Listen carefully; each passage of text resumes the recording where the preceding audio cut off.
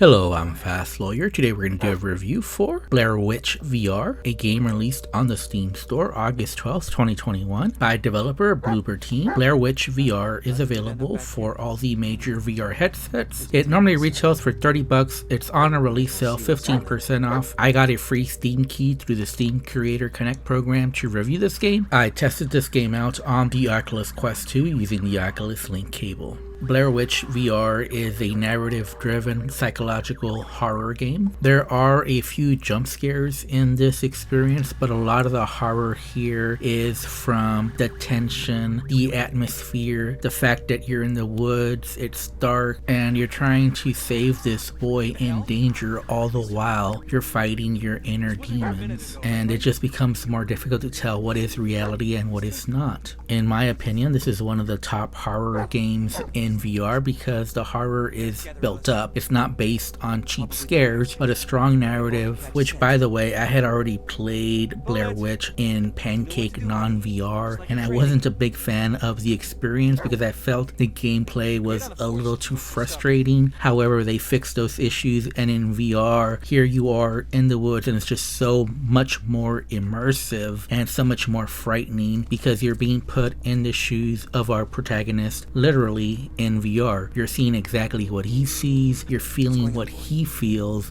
and it's a truly psychologically terrifying experience. I felt completely drained at the end of the last chapter. The last chapter of this game is where this experience really picks up, and it's very intense, and it is long, and it's grueling, but I don't think I've ever experienced anything like this in VR, and it's a one-of-a-kind experience that I highly recommend to everyone. Blair Witch VR is running on the Unreal Engine. On my RTX 3080, I was getting variable frame rates. It wasn't too bad. Normally it would run at 90 frames per second, but then it would dip just a little bit down to about 75 frames per second. Now I had graphics set to high, and I had almost all the options on for graphics, including stuff like volumetric fog, and I had resolution scalability almost all the way to the max. You do have full locomotion and teleportation options, as well as smooth and snap turning. You can play seated or standing. You can turn comfort modes on or off, subtitles on or off. There is just a plethora of options here, and I really like that. There are automatic saves, but you can also do manual saves as well. Be careful though, because when you do a manual save, it just really saves the last checkpoint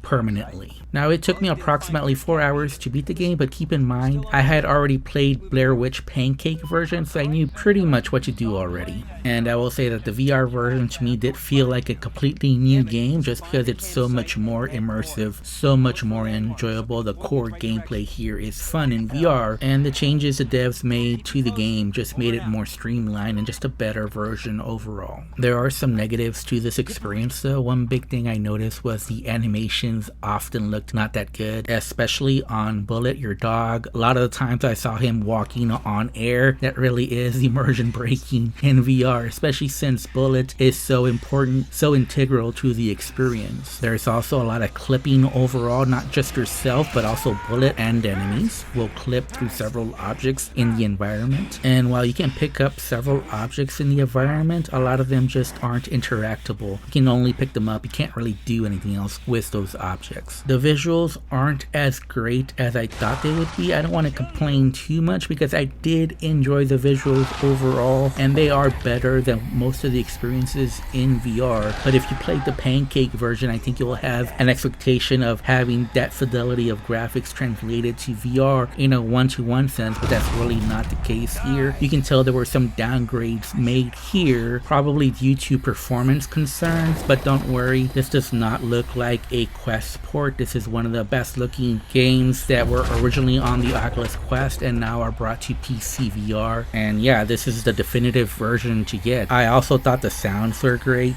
the environmental sounds, the voice actors, the soundtrack, everything about the sound mix here is really excellent. And I really enjoyed the story here in a way that I didn't in non-VR Pancake. It's the same story, but in VR you're just in the shoes of the protagonist in a way that you just can't in Pancake. So the story is just more impactful, more engrossing, and that last chapter was so mentally draining. So be prepared for that. Now, I wasn't a big fan of the 180-degree cutscenes that feel like old film reels. It is immersion breaking, but I also understand it's hard to do away with those and still tell this full story, so I can look past that. And if I have to rate Blair Witch VR, I would give it a 7.5 out of 10. That's a really high score for me. Anyways, I'm Fast Lawyer. If you liked my review, don't forget to like, comment, and subscribe. And as always, have a wonderful day and enjoy the rest of the video.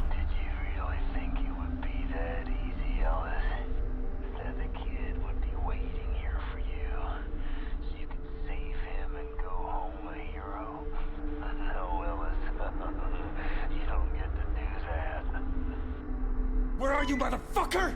Show yourself! I'm gonna kill you with my bare hands. And after what you've done, I'm gonna enjoy it! So am I. Come on, then. The key is under the table. I'm waiting on the other side. You there, psycho?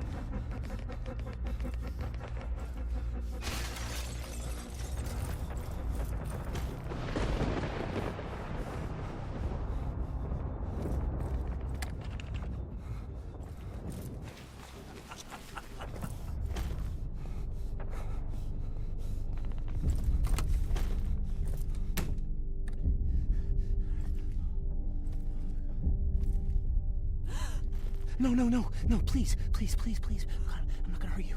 Shush. No.